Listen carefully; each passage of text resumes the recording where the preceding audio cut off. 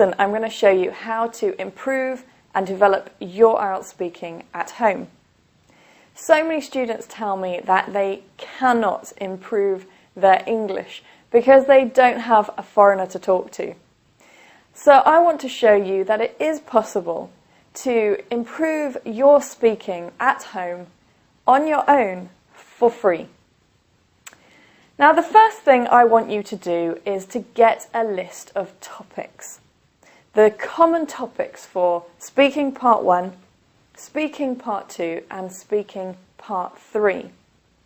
If you cannot find a list, please go to my IELTS blog, www.ieltsliz.com, and you will find a list of common topics, difficult topics, and the questions as well. So you need to get a list of these topics and develop ideas.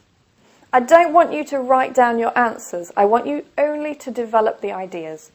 So, for example, if the topic is the topic of weather, you can develop ideas about the kind of weather you like, what you do when the weather is like that, also how the weather makes you feel, different kinds of weather, or maybe the transportation problems that come because of that weather. So just develop ideas that you can use for that topic. The next thing, number 2, is a word list, so vocabulary. If you have the topic of weather, you need to have a range of vocabulary for that topic. So, for example, hot weather.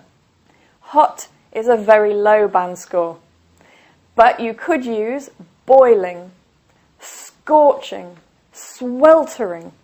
There's a whole range of vocabulary that you can build to impress the examiner for that topic. So you need to get that list of vocabulary and learn it. Number 3, your next step to developing your speaking. Get the topic, weather. Choose probably about, let's say, 6 questions for that topic. Take your telephone and answer the questions, recording your voice.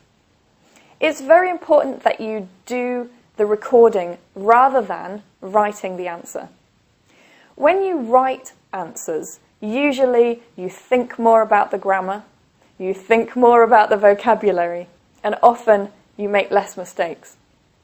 When you speak, it's direct. So when you record your answer, this gives you a chance to find your weaknesses. Finding your weaknesses is very important so that you can improve. So you need to record your answers to those questions on your phone. After that, I want you to listen to your answers. Listen and check.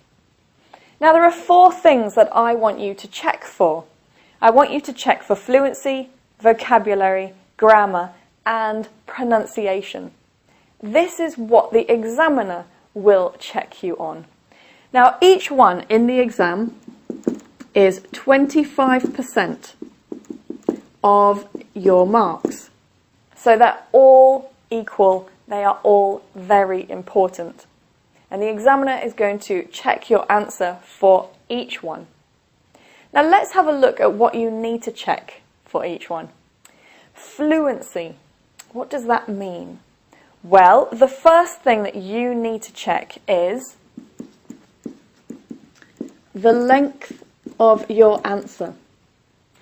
Did you give a very short answer, or could you develop it a little bit more? When you develop your answer a little bit more, that is a higher band score. You're offering the examiner more language, but you're showing the ability to speak fluently. So develop your answer more, higher band score. Another thing that you can check for your fluency is how many times you say, These are hesitations, and we don't want hesitations in our answer. So you need to check how many that you have. If you have a lot, that's a problem, I'm afraid.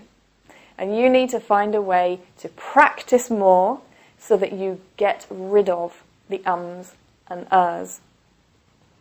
So we've got the length of answer and the ums and ers. Another thing that you can check for fluency is how many times you are silent. Often when students start speaking, they can't remember what they want to say and suddenly they stop. It is not good to stop and be silent in the middle of your answer. You need to fill it. You need to keep speaking naturally with a good flow, and that will give you a good band score. So those are 3 things that you can check in your answer for your fluency. Now the next thing is vocabulary. What do we need to check in the vocabulary for your answer? Well, obviously the first thing is the range. And the range means how many different words are you using. I'll give you an example. So, paraphrasing. Are you repeating the same words again and again, or are you using different words to describe the same thing? So again, we use the example of hot. You could say boiling, scorching, sweltering. Those are 3 different words that we can use for the meaning of hot. So you need to show a good range of vocabulary. That's from your word list. And you need to paraphrase and show the ability to use different words for the same meaning. When you paraphrase well, you are looking at band score 7 and band score 8. Another thing you can look at with the vocabulary, of course, are mistakes. Now, one way that you can check your mistakes is by, when you listen to your answer, listen and write down the words that you say. That way you can check more carefully if you're making any mistakes with words. Are you using the wrong word? Are you using the wrong noun with the verb? What problems do you have? So check that in your answer. Another thing to look at, of course, grammar. And with grammar, you need to check, again, the range. So, for example, the range of tenses. Are you giving only present simple? Now, I know maybe the 6 questions that you have are present simple questions. But that doesn't mean that you can't give another tense. So, for example, what kind of weather do you like? I just love hot weather, scorching weather. Last week it was perfect. So it was a present simple question, but I gave a little bit of past simple in the answer. So you can practice doing that and develop the technique of putting different tenses into your answer.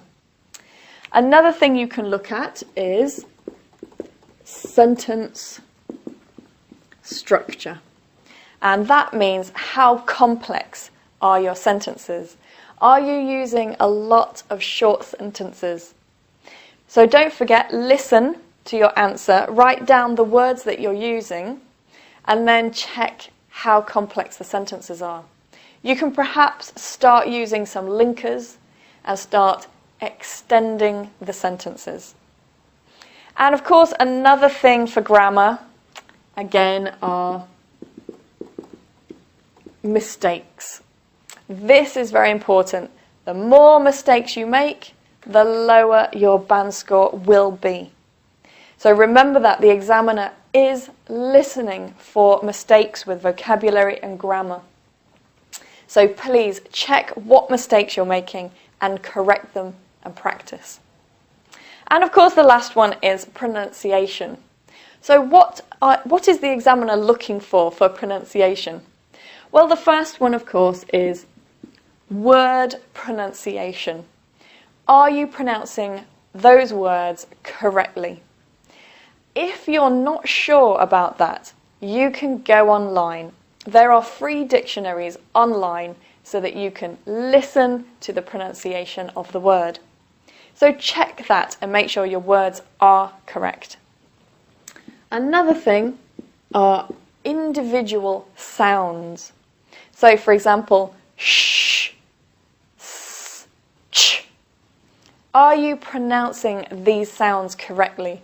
And again, you can find practice online for that. And one other thing for pronunciation is intonation. Intonation is if your voice is going up and down, or if you are speaking like this. If you're speaking very flat, this is not good for your band score. You need to learn to use intonation in your voice. We often use intonation to make something more interesting or to show when something is important. So you can practice that at home and try to improve it. Now, the last thing, once you have got your topics and your ideas, you've got your vocabulary for the topic, you have your questions and you record them, you listen, you check your answer. Don't forget you can write down the answer to check what you say. Write down the words you're using. Check your fluency, vocabulary, grammar and pronunciation. And then, after that, practice. Practice and practice. Find your weakness. Get rid of your weakness. Improve your strengths. And you can practice and record again. Don't forget to keep recording your voice. Keep recording your answers. Get used to that. I know it can feel uncomfortable to sit in a room alone and record, but really it's good practice. You need to do it. Right, well, that's all for this lesson. I really hope that you practice this at home. Honestly, the more you practice, the better your IELTS will be, particularly if you check your answers correctly.